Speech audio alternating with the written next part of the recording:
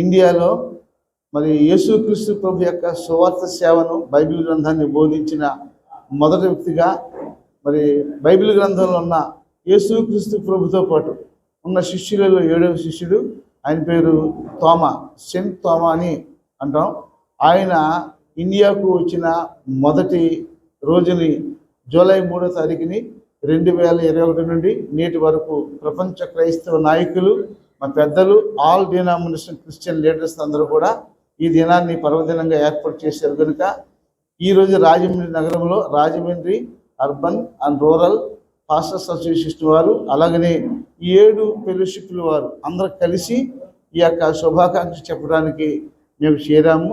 మరి మా చర్చిలలో, ఇండియాలో ఉన్న చర్చీలు, ఆంధ్ర రాష్ట్రంలో ఉన్న చర్చీలు ప్రతి ఆదివారం మరి దేశ నాయకుల కొరకు, స్వాతంత్ర సమయోధుల కొరకు, అలాగనే ముఖ్యంగా దేశ సరిహద్దుల్లో కాపలాగా వస్తున్న మిలిటరీ దళం వరకు వారందరి కొరకు మేము ప్రార్థన చేస్తాం ప్రతి ఆదివారం.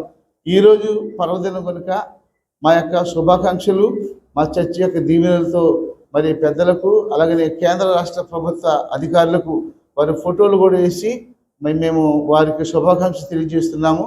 ప్రాముఖ్యంగా ఇండియాలో యేసుక్రీస్తు ప్రభు సేవ ప్రారంభించింది యేసుక్రీస్తు ప్రభు శిష్యుడే.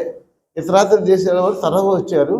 ఆ యొక్క బాణీని మేము అనుసరించి బైబిల్ గ్రంథంలో ఉన్న తోమా గారు నేర్పించిన పాఠాలు, ప్రేమ, దయ, కరుణ, వాత్సల్యత, ప్రజలందరికీ మేలుకరమైన మంచి బోధలు మా చర్చిలో బోధిస్తున్నాము. బోధించుతున్న మాకు కేంద్ర రాష్ట్ర ప్రభుత్వాలు ఎంతగానో సహకారం చేస్తున్నాయి. ఇన్ని సంవత్సరాలు, అలాగనే ఇటీవల నూతనంగా ఏర్పాటు చేసిన ఈ సంవత్సర కాలంలో ఎన్నికైన ప్రభుత్వాలు, కేంద్ర రాష్ట్ర ప్రభుత్వాలు క్రైస్తవ సంక్షేమ నిధులు వారు మంజూరు చేస్తున్నారు. వాటిని కూడా మా ఇండియాలో ఉన్న క్రైస్తవులకు, ముఖ్యంగా ఆంధ్ర రాష్ట్రం ఉన్న క్రైస్తవులందరికీ మంజూరు చేసే విధంగా మీరు మాకు సహకారం చేయాలని మరి దేశ నాయకులను అభినందిస్తూ, దేశ పెద్దలను అభినందిస్తూ మీకోసం మేము ప్రార్థన చేస్తున్నాం. క్రైస్తవులైన మాకు కూడా మీ అండదండలు ఉండాలని మరి యొక్క ఇండియన్ క్రిస్టియన్ డే తరపున మీ అందరికీ శుభాకాంక్షలు. పత్రికేయులకు, అలాగని మీడియా వింటున్న అందరికీ కూడా మరి సెయింట్ తోమా గారు ఇండియా వచ్చిన సందర్భంగా శుభాశిష్యులు, మా ప్రార్థనలు.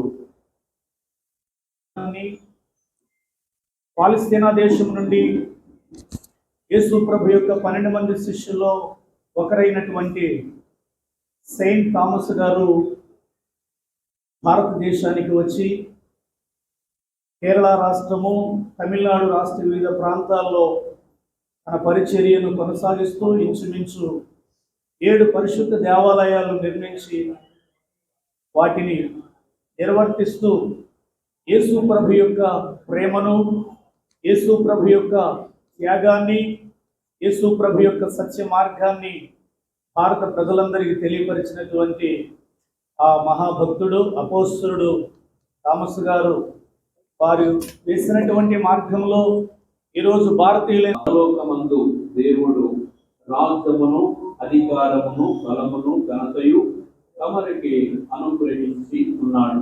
తమరు రాజులకు రాజై ఉన్నారు.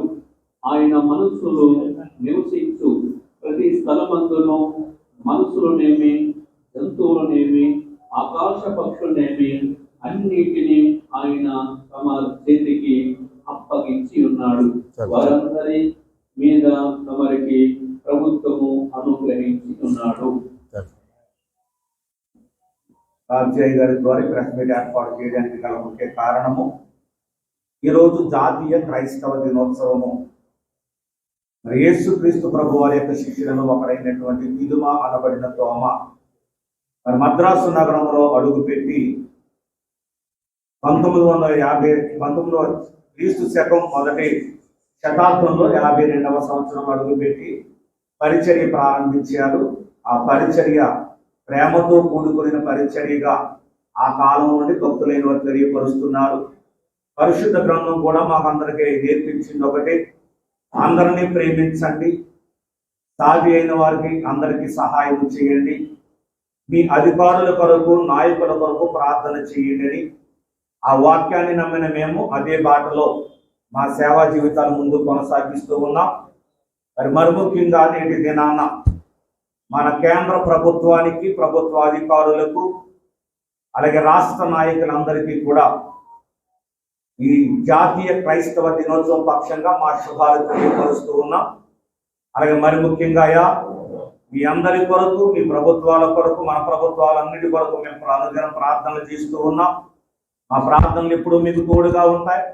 అలాగే దేవుని సేవకులుగా మాకున్న అవసరతలు ఏమిటో, అక్కడలు ఏమిటో మీరు గుర్తించి, గ్రహించి వాటిని పరిష్కారం చేసి మా సేవా జీవితాలకు మీ యొక్క సహాయ సహకారాలు అందించాలని ఈ జాతీయ క్రైస్తవ దినోత్సవం పక్షంగా మిమ్మల్ని అందరినీ కోరుతూ ప్రార్థన చేస్తూ ఉన్నాం. ముఖ్యంగా ఈ సమయం